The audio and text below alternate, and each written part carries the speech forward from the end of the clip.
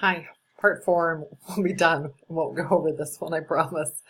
So, just to finish that last of artifact four, the now what, I'm convinced that all of my teaching needs to incorporate culturally responsive facets, whether the whole unit is CR or I use scaffolding based on CR ideas.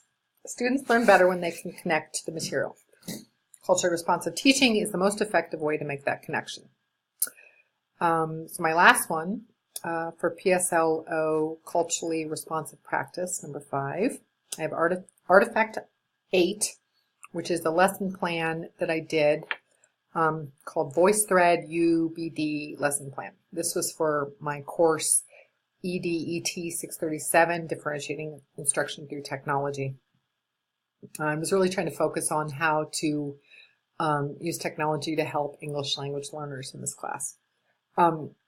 The what is, it's one thing to create a lesson plan that is culturally responsive, but it is more difficult to make something that is not from an entirely different culture, not culture responsive, that is, something that students can respond to. This lesson plan was for a senior level British Lit class for a unit on poetry. The district said we're teaching British Lit for seniors, which I ended up, I think 6 of the kids did British Lit out of 21, and the other 15 I had an alternative programs of listening to books on tape and writing little reports, answering questions, and then I had a group doing an online English program. I can't remember the acronym. It's like ISL or something like that, that our science teacher was using in their science class. So some of the kids did that for English as an alternative. Let's see. This lesson plan was for a senior level British Lit class. Students were required to find a famous British poet and choose one of their poems. Then they had to record their voice reading the poem on VoiceThread. So it was a speaking thing too. The last step was to use some of the features of VoiceThread to teach 3 poetic elements or devices while recording. So it's kind of a 3-step process. The last one was the most difficult. So what? The content was not culturally responsive. It's British poetry. Therefore, I made the actual work as culturally responsive as possible. Alaska Native students like to work together and help each other. I often require students to work individually in order to make sure everyone is doing their own work. In this case, I took the opposite approach and encouraged the students to move around the room, helping each other, something I rarely do in terms of letting people just walk around wherever they want to. And the highest achieving students figured out the assignment the most quickly and finished each step first. Then they circulated helping the other students. I also often don't allow copying. In this case, I allowed the students to use the same poems as their friends. So I had a couple kids who have a little harder time, and they, just were like, oh, I'll do the same poem as this person, so that they didn't have to go looking. The kids were a little intimidated by the whole VoiceThread thing. So we tried to make it culturally responsive in terms of how they like to work together. They enjoyed the whole activity. Not everyone completed the 3rd step, but I considered it as differentiation to let some students do less work. It was a successful unit. Now what? It is not always possible to teach every unit or every lesson using CR content. However, it is possible to add CR ways of learning and knowing. I will be doing this in the future as well, discovering how my students learn best and applying those ideas when the subject matter is most difficult for them. I do believe students need to develop different skills, but in some cases, allowing them to use what they are most comfortable with is the most productive approach. Okay, so that is my artifact report. And then we're at the personal reflection. So, all these papers here. I'm going to pause while I find my personal reflection. Okay, I'm back. So I'm supposed to present a summary of the key learning during graduate program and describe myself as a scholarly practitioner and culturally responsive educator. So my key learning, the effects on the master's program on me that I did, was a complete change in my personal approach to teaching.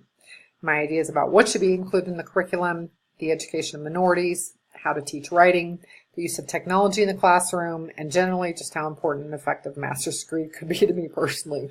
I had no idea, the impact. I just thought some more classes. I'd been a professional student, learned some more stuff. It's really cool. I had no idea it was going to change the way that I work and function and interact. It changed the relationships I had with the kids. It changed the relationships I had with the parents. It changed the relationships I had with some of the staff. It was really quite impactful.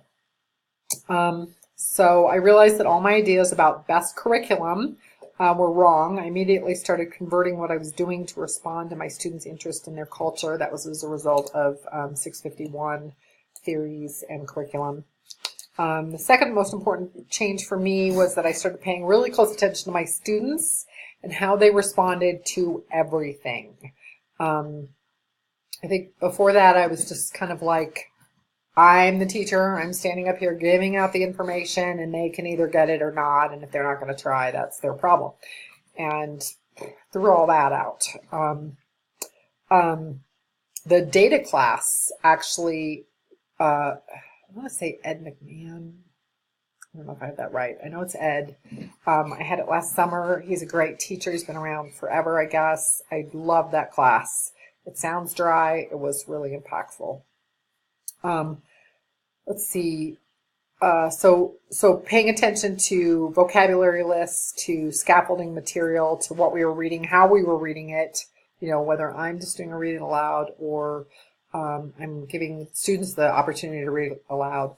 My junior class for American literature this year, they really enjoyed, for one, they enjoyed plays. Like we did Death of a Salesman, which I don't even like that play, but they enjoyed it because they all had parts, and some of the kids, because I didn't have that many kids in the class that were showing up every day, had 3 or 4 parts at some parts of that play.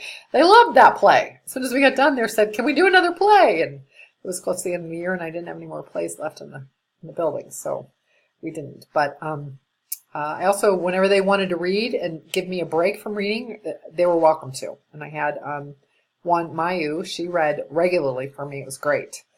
And it creates a better atmosphere. The kids like it when other students are reading. How I set up tests, how I started watching how the students engaged. Did they engage? What did they hate? What did they like? What made them work harder? What made them work less? And that was all from that data-informed instruction. Like I really started paying attention. Like it convinced me that every bit of things that all the stuff I was watching in class, all my observations were bits of data. And then I was just feeding it into this large machine that I could continue to change and fix my pedagogy to fit not just the entire classroom, but each student individually. I had some students who really didn't do well in class, but if I would go and sit next to them and pretty much offer them to, differentiate to whatever level they needed me to be at and just was really kind and gentle, I could get some work out of them. Some of them would only come in and do work after school. They wouldn't work in their own classroom. So, and I no longer had rules about, there were no absolutes. I just gave up absolutes. I was like, however I can get this kid to learn, I'm going to go for it. So that class was really impactful. Let's see. What else do I need to talk about? Oh, scholarly practitioner. So I'm completely sold on getting on use the college website, looking up academic research articles and figuring out what are other teachers who are researchers doing to fit this model that I'm looking at, this problem. So, for instance, when Jane was looking at colleges, and I started reading about retention of Alaska Natives, and I got really depressed and really worried about, oh God, Jane's not going to make it. She's going to drop out. And the social studies teacher next door said, I give her till Christmas, she'll be back. And I just was like, it shouldn't be that way. We should be able to figure out how to support these kids so that they're successful in college and not lose their identity in the process. And so that's when I was taking that 478 Issues in Alaska Education, which it is. I asked him if I could write it on college retention, even though I was a high school teacher, and he said, sure. So I did all this research to apply to Jane's case, and I made her read not the whole thing, but parts of the doctoral thesis on William Beans. I'm like, this guy's You Pick It totally fits, and he's very descriptive. Oh, it was the writer, was very descriptive about what he did. So I'm completely sold on reading scholarly articles to fix, address any problems, and to continue to evolve as a teacher, really. So I think that fits the scholarly practitioner. Culturally responsive educator, I think I've addressed ad nauseum, but I'll just say that I'm sold. If I was going to pick one theory of education that fit me more than anything else, it would be culturally responsive educator.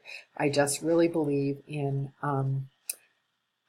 scaffolding from whoever it is, their culture, their knowledge. If you start them with something they know and just kind of build on that, you'll be successful. Whereas if you just throw them in the dark to stuff that they don't know what they're doing, they're going to just shut down. Really, really love the writings of Django Paris. His articles are so well written and so to the point while giving just great details and great examples. He's just really a very rhetorically powerful writer. Let's see what else. I think that about covers it. I am doing a research project this summer on being a culturally responsive teacher in Abu Dhabi in the fall for my field research methods, and Sean Topak is my teacher at Dr. Sean at Fairbanks, and he's letting me write it on. My research question is how can I be a culturally responsive teacher to the Emirati? So I'm doing research trying to figure out what their culture is, what it looks like, and how I can respond to that in my classroom. So I would just like to say thank you for the education. I had a wonderful 2 years at UAA and a little bit of UAF and UAS. I think I had one class from coming out of Juneau, and completely changed who I am as a teacher and made me 100% better. I think I'm so much better at what I'm doing, and it changed me as a person too, really. I wasn't aware of the issues. I wasn't aware of the depth of the issues, and I didn't know there was a fix. And we have it, culturally responsive teaching.